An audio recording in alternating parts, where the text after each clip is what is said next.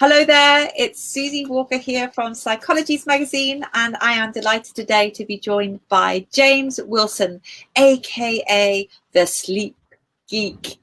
I'm so delighted to have join us because I know that so many Psychologies readers, we struggle a lot with sleep and with sleep problems, whether it's our age or it's just our annoying partner who's snoring too much, or there's so many problems that seem to kind of wreck our sleep time. But the issue is, I think, the connection between sleep and mental health is massive. So, I know that when we have good sleep, we have good mental health. Well, not all the time. So I just wanted to ask you and welcome you and say hello and say, what can we do to sleep better, James? So hello, and it's. I think we'll touch on annoying partners at some time in the next half an hour, definitely. So I think my work is I'm always trying to help people understand their sleep better. I think we don't know a lot about sleep. So a good example is, for example, like one of the good examples is I get people say to me, I want to sleep through the night. But yet nobody actually sleeps through the night. We all wake up 3 to 6 times a night. Good sleepers wake up and turn over. Poor sleepers wake up and start thinking about kids, relationships, work, that embarrassing thing we did 5 years ago. So I think just even the basics of sleep we don't understand. So I think the starting point is actually having some understanding of sleep, and that it's not something. I think one of the big sort of myths we have around sleep is that we can force it. So I need to be asleep by 10:30, and then we lay there desperately trying to get to sleep, and it's hard. We can't force sleep. It's not nutrition, it's not exercise, it's something that we have to get our body in the right condition, and that condition is a drop in heart rate and a drop in core temperature. So that's what we should be doing in the hour before bed, focusing on doing these things. So everyone has the hour before bed we should be doing what? So we should be doing things that relax us, drop our heart rate, and we should be doing things that drop our core temperature. So try and help us be a little bit cooler. And that, so I can't tell you what relaxes you, but I can tell you that's what you should be trying to do. So for example, during sort of COVID times, a lot of us are watching the news, the 10 o'clock news just before bed. Well, that is just reinforcing something that's quite worrying. It raises our stress levels, and there is no real, we have no conclusion at the moment.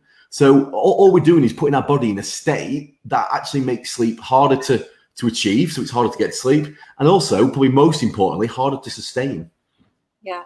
No, absolutely. So I think there's that pre-bedtime routine, but you also talked about when you wake up in the middle of the night and you can't get back to sleep. I'm an absolutely brilliant sleeper. Do you know what I mean? I really am. So I feel like I always say it's my superpower, being able to sleep. But I know so many of my friends who really struggle with especially this, that they can get to sleep, but then they wake up again. So what should we do when we wake up and have that mind worrying thing? So I think it's that this is the problem I deal with most. I think we have this idea that it's not a sleep problem because we can get to sleep fine. And the reason we can get to sleep fine is that sleep's something that we really need, our bodies really need. So we're sleep deprived. We're not sleeping well. So falling asleep is quite easy. It's sustaining that sleep. So actually getting that wind down right before bed is important, even if you're waking in the night. Then we're looking at what may be triggering the wakening. Because we all wake up 3 to 6 times a night. Like I said, we come out of our sleep cycle. We check to make sure we're safe, and then we drop back into it. If we have, for example, watched something scary before bed, that might contribute to it. If we are too warm, which is quite a common one, that might contribute to it. If we have drunk caffeine too late in the day for us, that might contribute to it. If we've drank alcohol or too much alcohol before bed, that might contribute. So we look at the triggers. Can we minimize the triggers? But also then what do we do to react to it? What a lot of us will do is we'll lay in bed tossing and turning, and then just before our alarm's about to go off, we fall asleep. And that's because your body relaxes at that point. It thinks, I'm fine. I'm going to wait. And you sort of have half an hour sleep. That's awful. So the best piece of advice I can give is if you're in bed for more than 20, 30 minutes and you're not asleep, you need to start again. Because what happens then, your body starts to get more and more stressed. Those cortisol levels rise, those adrenaline levels rise. That stops us relaxing, creating melatonin, and therefore it's harder to get back to sleep. So what I would say is what I find the best way to relax is to listen to something. So listen to a spoken word book, listen to a podcast, listen to meditation apps like Headspace and Calm. They have some group guided meditations or some great sleep stories on there. YouTube, loads of free content, music of less than 60 beats a minute, and let your mind wander. Let your mind wander. Stop beating yourself up about being a poor sleeper, because what we do as poor sleepers, we sit there going, I'm going to be awful tomorrow. I'm going to be awful. But you're not, because you've not been awful. You will always get through tomorrow. Poor sleepers always get through tomorrow. What we tell ourselves is that we won't. And actually, when I work with people, I'm looking at them to change their mindset from I'll be awful tomorrow to I might be a poor sleeper, but I am brilliant at being tired. And that's a really big change in sort of the way you view your poor sleep. That's good. I think it's quite important. That mindset is important. And then it's that listening to something. Now, if you sleep alone or you sleep next to your partner and they don't annoy you, then do it in the bedroom. If your partner annoys you, if they're there and you're thinking, I'm going to kill you. Or if you're snore, I think I snore. Yeah. So I think it's go in the room, go in the living room. Don't turn the lights on and just listen to something. Let that sleepiness come again. I think one of the problems we do is when we're poor sleepers, and your friends may do this, is that we'll go and do stuff that's daytime stuff. We'll have a cup of tea. We will go and do some work. We'll go and watch something on the TV. And all that says to our body is, I want to be awake now because there's something to do. So what your body will then do is, it's in a behavioural routine. You woke up at 3 minutes past 3 last night. We're going to wake up at 3 minutes past 3 tonight because you want to watch that box set. So you kind of get into this routine. So I think it's about breaking that routine, breaking your mindset and how we're viewing sleep, and then using the 20-minute, 30-minute rule. And it won't happen overnight. Fuse a pun, but do it for 3 to 5 days. Generally, you start to get into that behavioural routine. So I do this job because I'm a poor sleeper. I'm not going to sit here and tell the viewers that I've cured my sleep problem, because sleep problems can't be cured. You understand them and learn how to deal with them better. So this is my problem, and I do this, and now I can actually think about putting my headphones in, and I fall asleep. So I think it's just breaking that behavioural pattern and then creating an environment that allows your mind to wander, and eventually you relax and you fall asleep. The times you don't, then you just accept it. You get through the day, and remember, when you've had a bad night's sleep, that's actually the best thing for a good night's sleep tonight, because sleep is an instinct. We need sleep, so your body wants that sleep. If you can just make sure you relax properly the night after a poor night, your body might not give you more sleep, but it will more than likely give you better quality sleep. So try not to worry too much about it. The more we worry about sleep, the harder it gets. The more we take the stress out, the easier it gets. Yeah. I mean, what's your advice about, we're talking about annoying partners.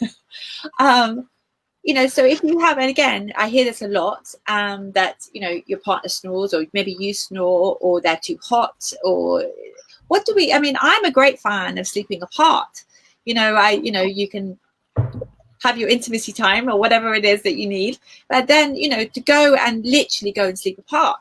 And that kind of really works for me. But then other people say, oh my God, that's a terrible idea, and da da da. What's your advice on that? It is for both. It's creating something for both partners that work. I think often in a relationship you can get a sleep dictator who dictates what's happening, what time we're going to bed, what temperature the room is, what we're doing before bed, and that's quite damaging to the person who's been dictated to. So on that, if you're that dictator, stop it. If you live with that dictator, tell them from me to stop it.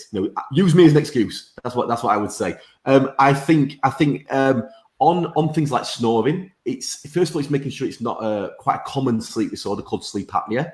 So snoring sounds more like sleep apnea would sound more like a choking sound. Yeah. Okay. And if that is preceded by like it's seeming like your partner's stopping breathing, then I would, they need to go and talk to someone about it. There's quite a strong treatment pathway in the NHS. There's private treatments. If you got private medical insurance, generally that will pay for it. But it's a very it's underdiagnosed condition, and because it sounds like snoring, we laugh about it, and it is life limiting. It contributes things like COPD, stroke, heart disease. So if that's happening with snoring, look at that. Look at if it's snoring more than sleep apnea, look at things like positional change. So people are more likely to sleep on their back. So if your partner snores, maybe getting them to hug a pillow and put a square pillow between the legs. So maybe like a pillow you have in the living room, that between your legs, hugging a pillow, and that will try and keep them on their side. The anti-inflammatories can work because often we snore worse when we've been drinking, we've had alcohol, or when we've had spicy food. Oh, okay. So something like So something like olive oil can help. And there is a sense of sort of satisfaction to the partner who's not been drinking, getting their partner to drink a tablespoonful of olive oil before bed when they've had a skinful. I think there is a satisfaction to that. So there's also a benefit there. So I think there's that. I think with temperature, one thing we do in this country that's quite interesting is that we share a duvet. Those who've travelled in Europe, we have separate duvets in Europe. And I think that means you can have your own sleep environment. So when I'm working with women who are living with the menopause, that's one of the things we talk about, having a separate duvet to your partner, because you've got separate temperature needs. And actually their body heat is coming into your side of the bed. And that can make things really, really difficult. So I think having separate duvets, one person might have a 13.5 tog duvet, one person might have like a bamboo sheet. And so you create an environment that works for you. Think about, with temperature again, think about your mattress. Foam mattresses can make you very hot. If you're a hot sleeper, looking at things like springs and natural fillings. And like you said about sleeping separately or sleeping together, I think it's about what works for both people. So I've met people who, when I've done sort of one of my sessions, they have decided to sleep apart because one person maybe snores, one person's a hot sleeper. It's better for them. And I once got an email from someone who actually said, we actually like each other now. We've started sleeping separately and we've started to like each other. And actually it contributes to having a happy, it talks about sort of the connection to mental health. Yeah, sleeping well contributes to a happier relationship. If you are really annoyed by the person you sleep next to, it's harder to sleep, and it's not good for your relationship generally. Yeah. I mean, what is from an expert point of view, what is the connection between mental health and sleep? Is there a kind of a sliding scale or anything? Is there a scale of if you're getting, because often I think if you've got really, really bad sleep, it can cause anxiety and depression. Yeah. And it's almost when to reach out for help. You know what I mean? It's like, I know you said earlier, don't worry, and part of the thing, but I think there's a point where when your sleep gets so bad that you do need to reach out for some professional help. So I would say, so the function sleep has in terms of our mental health is in the later stages of sleep, we have a stage of sleep called REM sleep. And during REM sleep, our brain works through the emotional issues of the day. So it's like a colleague of mine who's a psychologist describes it as an overnight counselling session. That is what's happening during REM sleep.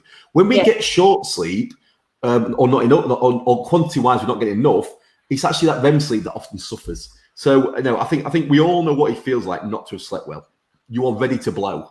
You want someone to come at you. I'm going to lose my temper. Colleague, kids, random strangers, whoever it is. And I think that is it's recognizing that there's that connection between poor sleep and our emotional health. But the thing with sleep is when we try and judge it on quantity, how much sleep have I had? You've also got to bear in mind the quality of that sleep. So there isn't a magic number for everybody. We are all different. What I would say in terms of you're trying to judge, have I had a good enough quality sleep for enough time, is how do you feel at 10, 11 in the morning? If you feel alert, if you feel productive, you've probably had enough sleep. If you don't, you probably need some more. We're designed to feel, you don't jump out of bed singing Morning is Broken. Well, not everyone does. I'm one of those annoying people who does, and in my house, that's not popular, but not everyone does. And I think we sort of judge our sleep within the 10 minutes after we've woken, and that's the wrong time to judge it. Actually, judge it about 10, 11 in the morning and start seeing sleep as a feeling rather than a number. There isn't a magic number in terms of sleep, but generally, we would say the research shows if you're getting somewhere between probably 5.5 hours and 9 hours sleep, you might be getting enough sleep for you, but everyone is different. From a physical point of view, in the training I did, they talked about 5.5 hours sleep being 80% of your sleep need. But that's more from a physical point of view. Emotionally, you might need a little bit more. But that quality is incredibly important. So if you have poor quality sleep, so for example, alcohol gives us very poor quality sleep. So you might have 10 hours after having a bottle of wine, but that's not going to give you the quality of sleep that you need to get through the next day. So I think it's all individual. And the more we can understand what good sleep feels like to us, the more we can see those warning signs that actually I've not had enough sleep and it's starting to affect my mental health. Yeah. I mean, I think at Psychologies, it's very much that thing around being self-aware. And I think, we would always say, keep a diary, keep a note. And the more, as you say, the more information, the more informed you are about whether it's your sleeping patterns or your eating patterns, or then you can start observing, saying, okay, well, what do I notice? I mean, and then maybe see if there are any patterns involved in whether it's alcohol or food or an argument or whatever it is that stops you from sleeping. And with that, one of the things I use, so the problem with tracking sleep is that we can't force it. So if you use like a tracker, like a watch or a ring, the problem with that is that it's telling you something you already know. You know you're a poor sleeper. You don't need a what. You can feel it. You don't need that. And you wake up with a very negative message. So what I would use is smiley faces. Just in a diary or somewhere, write a smiley face. I felt good about my sleep today. I felt it's all right. No, I feel pretty poor about it. So we're not putting that. No, one of the problems with some of the treatments we use for sleep, for like chronic insomnia, is we get people to write sleep diaries, and all they're doing is reviewing everything that they're doing wrong and how bad they are and what an awful human being they are. Because why can't you sleep? And I think that with sleep, it's very light touch. I find if the less people kind of obsess over it, because poor sleepers, and people watching now will have done it. They've tried everything: chamomile tea, they've tried aromatherapy, they've tried a new pillow, a duvet, a mattress. They've tried weird and wonderful things that friends have recommended. And often it's actually stop trying, start accepting and start trying to change your behaviors and your mindset, rather than looking for some magic solution that's going to solve all your ills. And I love what you've just said. I love the idea of when you focus on the positive rather than the negative. So the smiley face is a really thing. It's like, what went well in my sleep tonight? I slept really well from 12 till 2, and I really enjoyed that Audible story at 3, and I woke up at 7 feeling refreshed. I mean, I love that idea. I think that's a really, really good point. Yeah. And before you go, because I know I haven't got you for much longer, but I just wanted to talk about dreaming. I know that COVID, we've all been dreaming like mad, and I mean, honestly, my WhatsApp groups have been full of, oh my God, I've had the weirdest dream. What is that all about? And why is dreaming a good thing in terms of sleep or a bad thing? So I'm loving it at the moment because everyone sends me their vivid dreams. There's been some very, very strange ones. I think so. As I talked about, REM sleep is where we have that overnight counselling session. So what's happening is because, and we saw this around September the 11th as well, when there's like a really big event that there's no end to, our brains are trying to work out what's happening, trying to reassure us, trying to we need to remember that emotion, get rid of that emotion. And it's doing it, like we said, this overnight counselling session. Whilst doing that, and we dream all the time. We dream all the way through the night. We more like dreaming REM sleep, but you do also dream in the slow wave sleep, the stage of sleep. We just don't remember them because you're in a very, very deep sleep. But during REM sleep, we're dreaming. The reason we remember these dreams is that we're probably waking quite close to the dream happening.